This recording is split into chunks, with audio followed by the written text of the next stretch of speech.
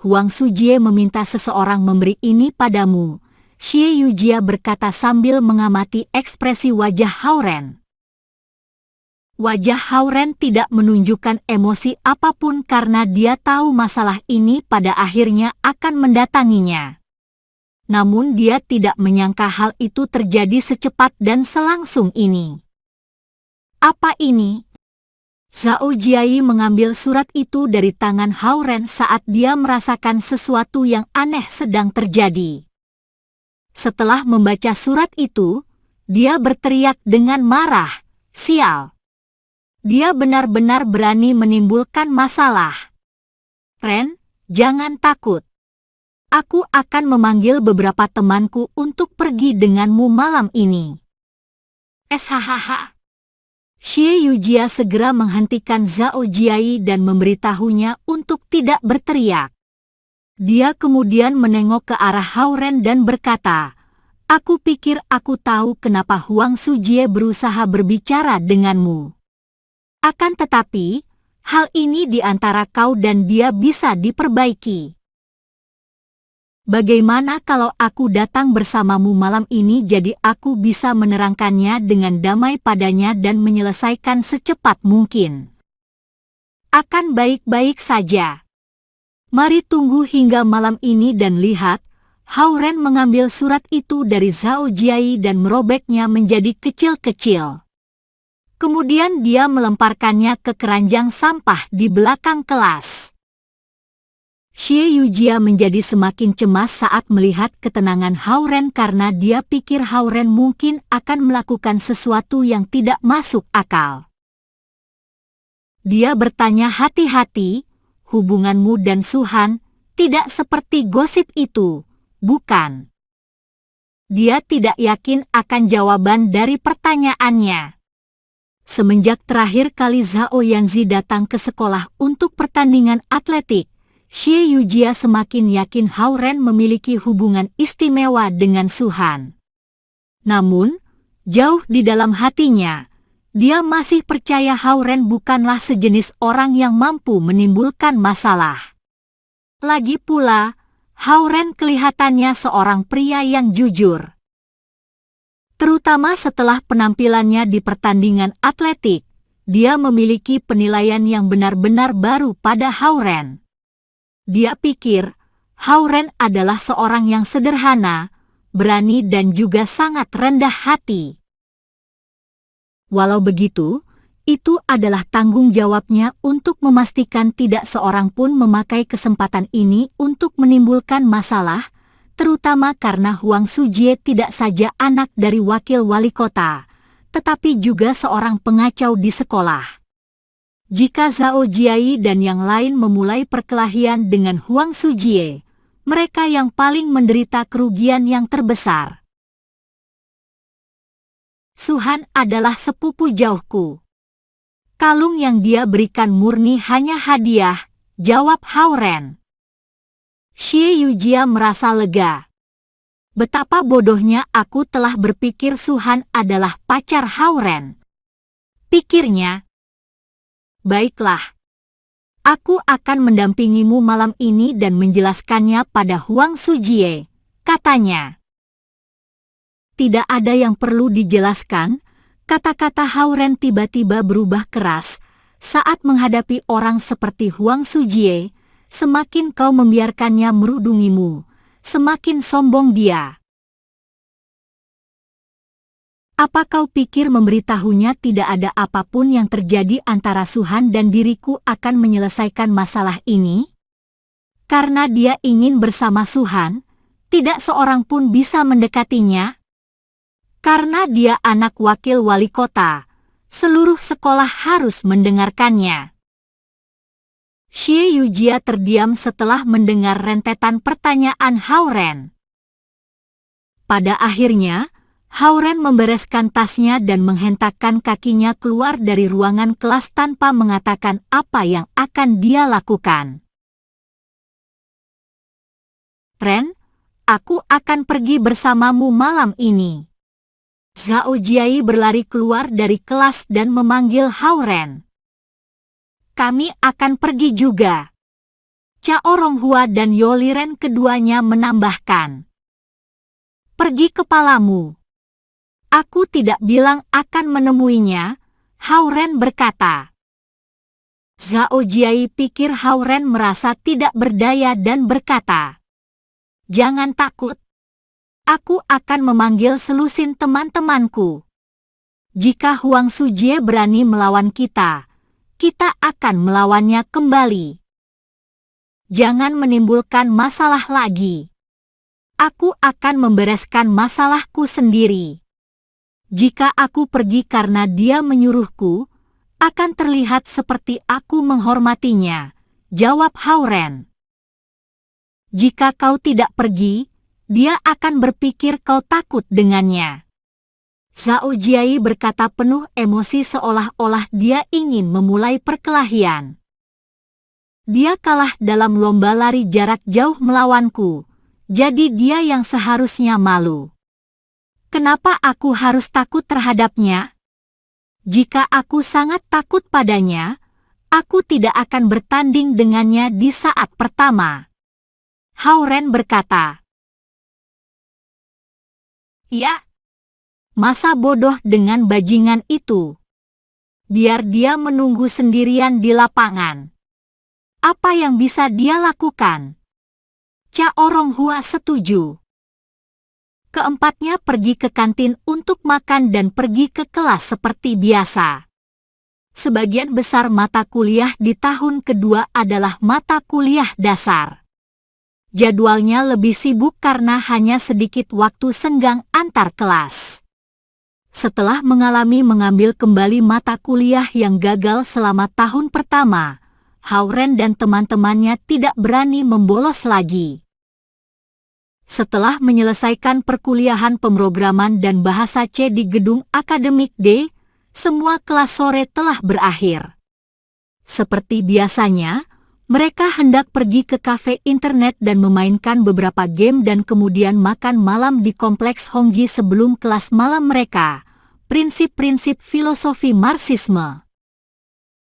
Kalian pergilah tanpa diriku, aku harus melakukan sesuatu, Hao-Ren berkata pada teman-temannya setelah keluar dari kelas. Ada apa?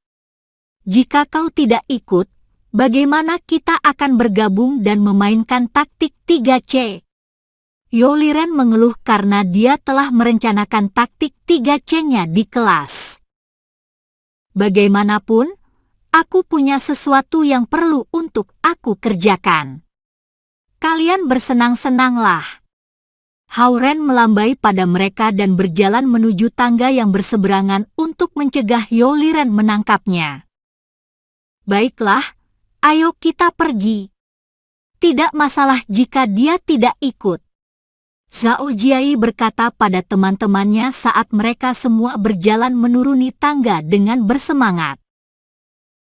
Xie Yujia yang baru saja keluar dari ruangan kelas, melihat ke tangga di kedua arah dan memutuskan mengikuti Hao-Ren. Hal yang Hao-Ren katakan harus dia lakukan sebenarnya menemui Su-Han di kantornya.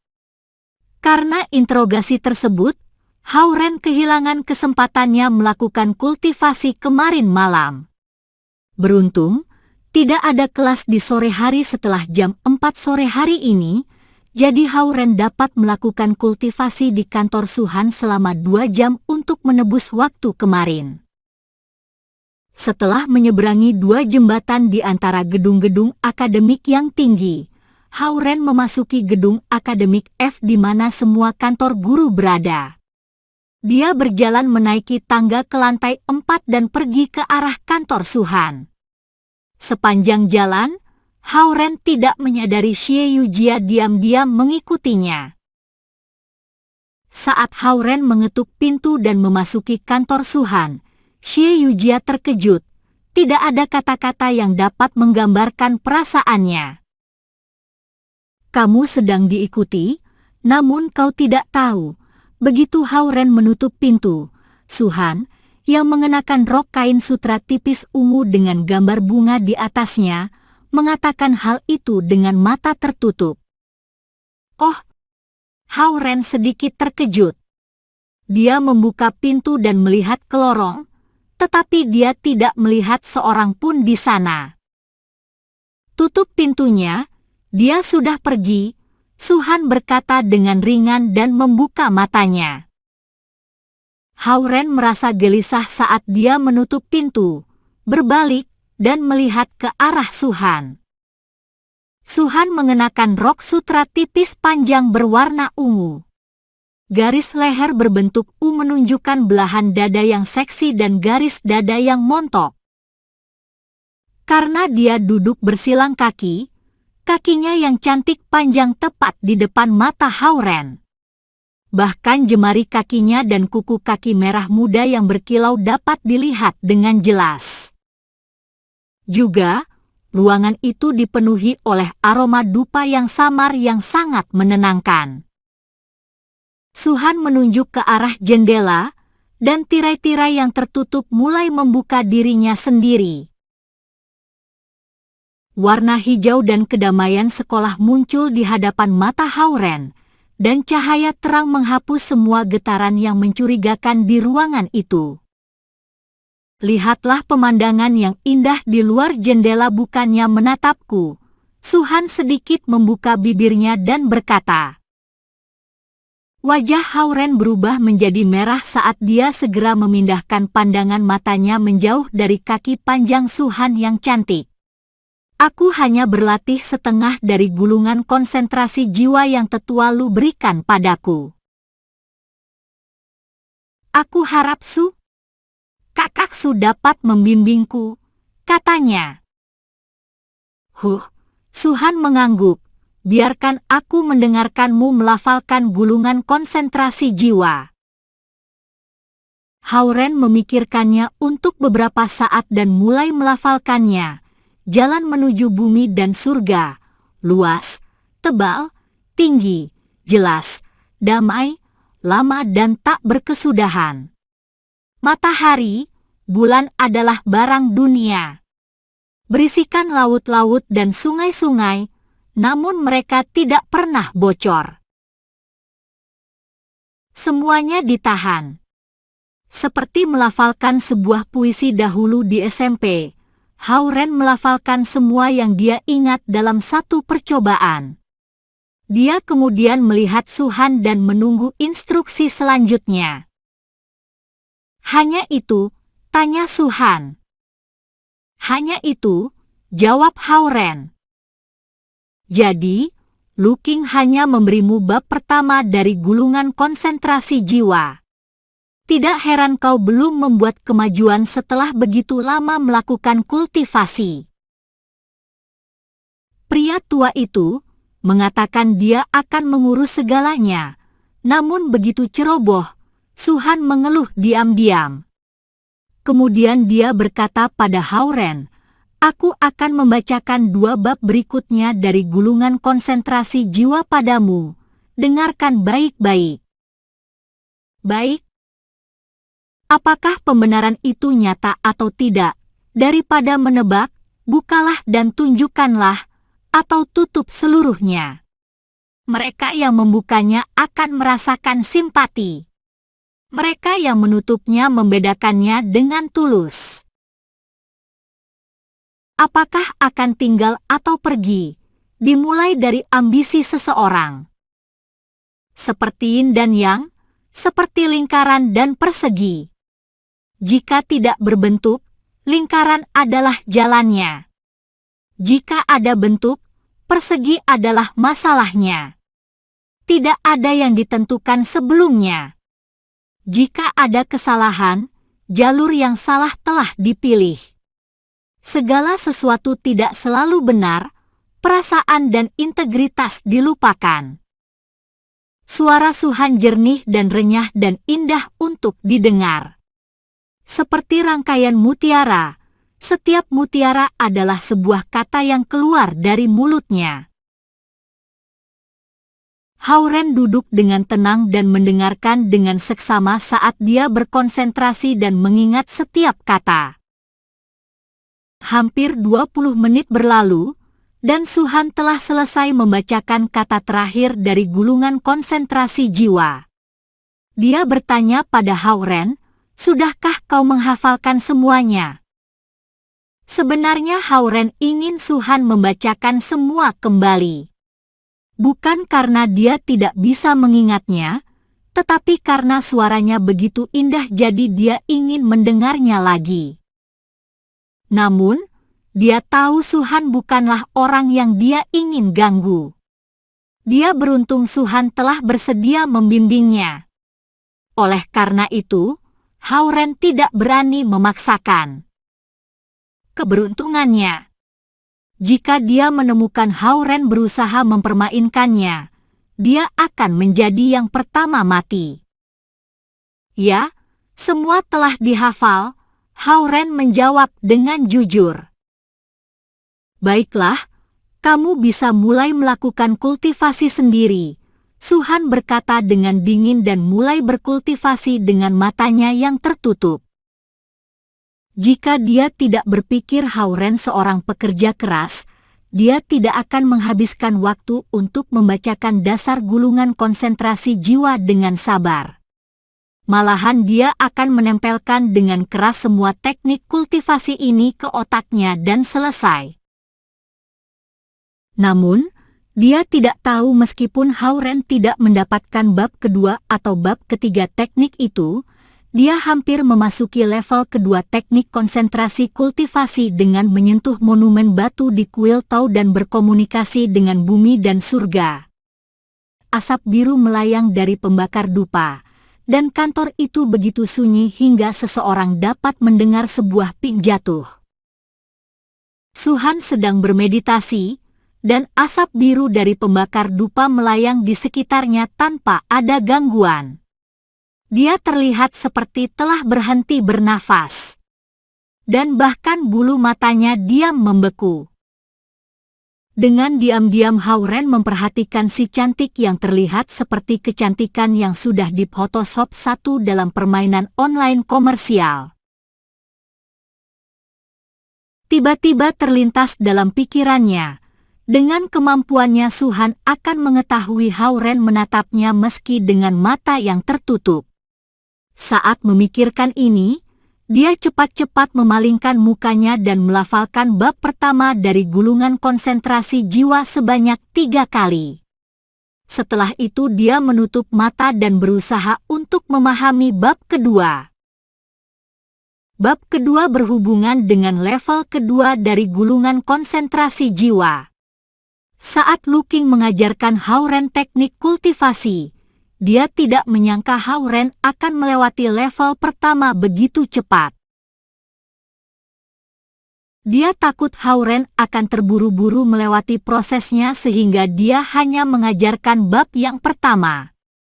Kemudian, Luking begitu tenggelam dalam urusannya dan berencana untuk memeriksa kemajuan kultivasi Hauren dalam waktu 1 bulan. Namun, dia tidak tahu Zhao Guang secara pribadi telah memberikan petunjuk-petunjuk kepada Hauren, dan bakat Hauren lebih baik daripada yang dia pikirkan. Sehingga, Hauren harus terhambat tanpa bab kedua gulungan konsentrasi jiwa. Di lain pihak, Zhao Guang mengira Luking telah mengajarkan Hauren seluruh gulungan konsentrasi jiwa, sebuah teknik kultivasi mendasar, sehingga dia juga tidak mengajarkan Hauren bab kedua. Dia hanya memberikan Hauren beberapa petunjuk. Ini seperti memberitahu seorang murid untuk pergi ke kelas tanpa memberinya sebuah buku pelajaran dan murid itu harus mempelajari semua konsep melalui latihan. Tanpa pengertian yang sistematis akan kerangkanya, hanya anak yang super pintar yang dapat memperoleh nilai bagus. Tenggelam dalam bab yang kedua, Hauren berangsur-angsur memasuki keadaan meditasi dan tidak menyadari semua yang ada di sekelilingnya. Jam di dinding menunjukkan pukul 6 tepat. Merasakan waktu telah berakhir, Suhan baru saja hendak membuka matanya dan menyuruh Hauren kembali. Tiba-tiba, ada sesuatu yang salah. Sebuah tumpukan awan raksasa telah berkumpul di atas bagian atas gedung akademik F, dan awan-awan itu membentuk sebuah pusaran yang dahsyat dan kolosal. Kelima elemen di dekatnya mulai bergerak dengan hebat, dan bahkan susunan formasi kedap suara yang Suhan buat mengelilingi kantornya menjadi tidak stabil. Musuh yang sangat kuat ada di sini, pikir Suhan sambil membuka matanya yang berkilauan. Dengan lambaian telapak tangannya sebuah pedang biru muncul di tangannya. Pada saat ini, Hauren yang sedang duduk berseberangan dengan Suhan pelan-pelan membuka matanya dan berkata dengan malu, "Kakaksu, kelihatannya aku telah menembus level kedua." "Apa?"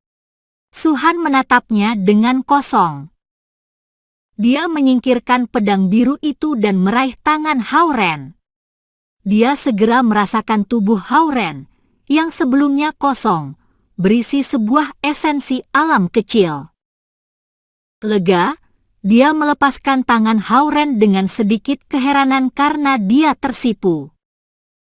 Dia tersipu bukan karena dia meraih tangan Hauren melainkan karena dia, seorang master level surgawi, sudah panik. Untungnya dia tahu Hauren tidak melihat kepanikannya, dan kekacauan dalam pikirannya mulai tenang. Suhan berbalik dan berkata dengan ringan, "Jangan panik tetua Lu. Itu hanya Hauren yang melewati level kedua dari gulungan konsentrasi jiwa." "Oh." Ekspresi Lu Qing berubah dari khawatir menjadi tenang dan kemudian sangat terkejut. "Tuan Hao melewati level kedua." "Ya, dia sedang melakukan kultivasi di sini, dan dia baru saja memecahkannya." Suhan berkata dengan tenang, tetap dengan ketidakacuhannya yang biasa. "Nona Su benar-benar seorang master kultivasi. Di bawah bimbinganmu, Tuan Hao berhasil melewati level kedua dengan begitu cepat."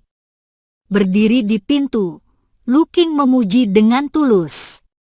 Dalam hatinya, dia merasa takjub Suhan tidak terganggu dengan perubahan yang mendadak itu, dan dia merasa malu karena saat ada gerakan yang sangat kecil, dia panik dan bergegas ke kantor Suhan. "Bukan masalah." Suhan terdengar tenang. "Maka aku akan meninggalkan kalian sendiri. Aku minta maaf telah menerobos masuk berpikir sesuatu yang serius telah terjadi." Merasa malu, Lu Qing terus memarahi dirinya sambil mundur keluar dari kantor Suhan. Setelah Lu Qing pergi, Suhan juga telah memperoleh ketenangannya kembali. Bagus, Lu Qing juga panik dan sama-sama merasa malu. "Bagaimanapun, aku masih harus melatih ketenanganku," pikirnya. Melihat Lu Qing menerobos masuk dan kemudian mundur keluar dengan meminta maaf, Hauren merasa bingung dan bertanya, "Kakaksu, apa yang terjadi?" "Jangan memanggilku Kakaksu.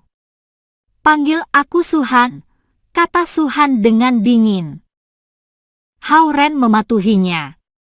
"Suhan, apa yang terjadi?" dia bertanya. Hauren merasa aneh memanggil Suhan dengan nama lengkapnya. Tetapi kalau dipikirkan lagi, perbedaan umur beberapa tahun bukan masalah besar bagi naga yang dapat hidup beratus-ratus tahun. "Keberhasilanmu mencapai level kedua menimbulkan sedikit fenomena di angkasa." Lu Qing berpikir sesuatu terjadi dan datang ke sini untuk memeriksanya denganku. Suhan dengan ringan mengabaikan kejadian itu. "Oh." Hauren melihat ke jam. "Waktunya hampir selesai, dan aku harus pergi karena aku ada kelas malam ini. Jika besok aku ada waktu, aku akan datang ke sini melanjutkan kultivasiku," katanya. "Oke." Suhan mengangguk dengan dingin. Menatap Hauren yang sedang berjalan keluar, Suhan berpikir, pria ini seorang yang cepat belajar. Meski pencapaiannya tidak disangka-sangka, Reaksi terkejutku tidak beralasan. Aku harus bekerja lebih keras pada ketenanganku, pikirnya. Dengan lambaian tangannya, susunan formasi kedap suara diaktifasi kembali. Dia menutup matanya dan memasuki keadaan kultivasinya. Dengan buku di tangannya, Hauren bergegas ke auditorium 1 di gedung akademik C karena kelas sebentar lagi akan mulai. Ren, Zhao Jiai, yang duduk di baris terakhir melambai ke arah Hauren. Hauren bergegas ke sana dan menemukan ketiga temannya menyisakan kursi untuknya. Kau dari mana? Kami memiliki waktu yang luar biasa memainkan taktik 3C.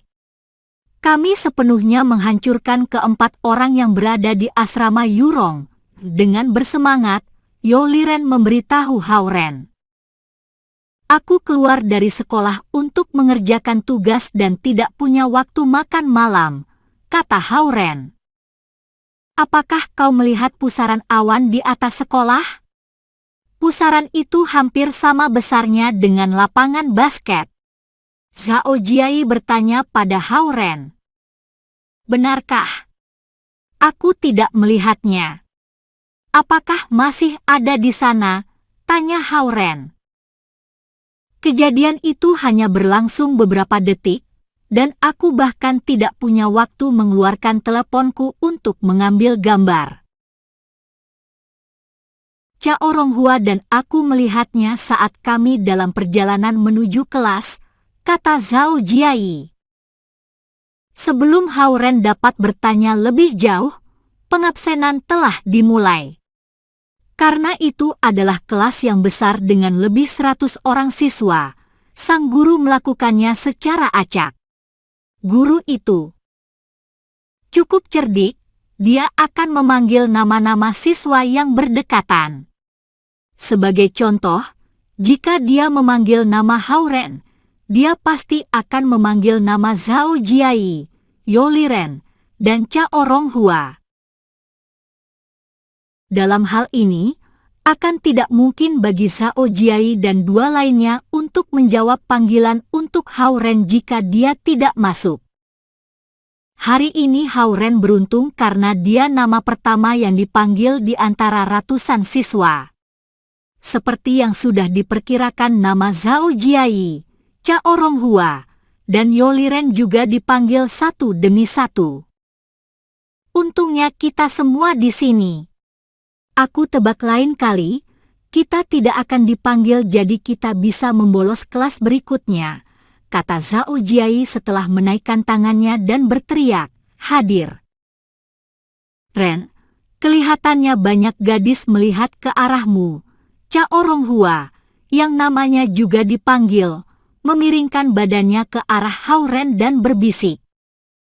Hauren menaikkan kepalanya dan melihat ke depan. Benar saja, banyak orang melihat ke arahnya. Apakah karena guru memanggil namaku? Pikirnya. Dia mendengarkan dengan cermat dan mendengarkan kilasan-kilasan pembicaraan. Jadi dia Hauren. Oh, dia pria yang mengalahkan Huang Sujie di pertandingan atletik. Dia kelihatannya dekat dengan Suhan. Apa kau tahu Huang Sujie memanggilnya untuk berkelahi malam ini di lapangan? Kapan? Jam 8 malam ini setelah kelas ini. Hauren merasa sedikit tidak nyaman setelah melihat semakin banyak pandangan diarahkan kepadanya.